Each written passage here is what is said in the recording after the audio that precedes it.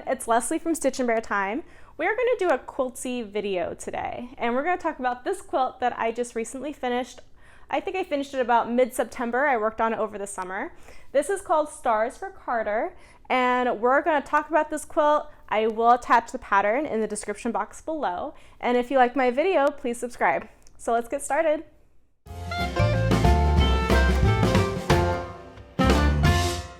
This pattern was designed by Lavender Lime, and the fabric collection that is used here is called Cider by Basic Gray, and you may recognize this because this was actually part of a quilt kit that Moda put together.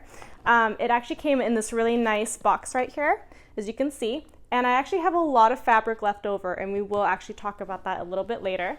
This quilt ended up being 74.5 by 82.5 inches. This quilt would be perfect if you wanted to do a block of the month or a block of the week quilt. There are 8 blocks that you do in here, so you can literally complete this quilt in like a couple months if you want to do a block of the week. The booklet is structured where it shows you how to make it per block, and that's really great for a block of the month kind of quilt. If you can do half square triangles and do the stitch and flip method, then you can easily do this quilt. I would say it's perfect for beginners. The half square triangles you're making, they're not super tiny. They're actually a pretty good size, which makes it easier to make them. So this is the box that my quilt kit came in. You can tell that it was put together by Moda. And I did buy this off at the Fat Quarter shop when it finally became available. Fabric seemed to have gotten delayed for a bit. I kept waiting months and months for this quilt kit to become available, and it finally did, so I was so happy to get it. Looking into this box, you can see I have a bunch of fabric still in here. And this is all of my leftover fabric. This is all my scraps. I have a bunch of it left. So I might make like a pillow with it or a table runner. I love this collection. The reason why I love this collection so much is that I don't think I would ever put these colors together myself on my own.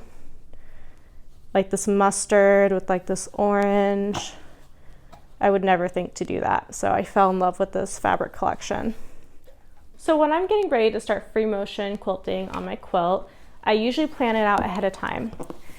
And I don't follow my plans exactly because once you get started, you do make some changes. But what I did was that I started making plans for each block on how I would quilt it. So I would draw it out on my grid paper here. All these pencil lines are all my ideas for the free motion quilting. And I just went block by block. And then sometimes I try to find secondary designs that I see in my quilt so that I can bring those out with my quilting. So I took a picture, like a big picture of my quilt, really looked at it to see what I could bring out when I quilted it. And from there, that's kind of how I will combine my ideas from the blocks with my ideas with the secondary designs. And you can see I also had ideas on what to do with the borders. And that was a secondary design I saw that I kind of wanted to get into my quilt. So the quilt batting that I used is called Quilter's Dream. And for the first time, I tried their 80-20 blend, and it's mid-loft, and I got the double size for this quilt. So if you want to make this quilt, I will provide a link in the description box below so you can buy the pattern. And please subscribe to my channel if you want to see more of these things, more quilty things, more Busilla stuff I also do. And I will see you all next time for another video on Stitch and Bear Time. Bye!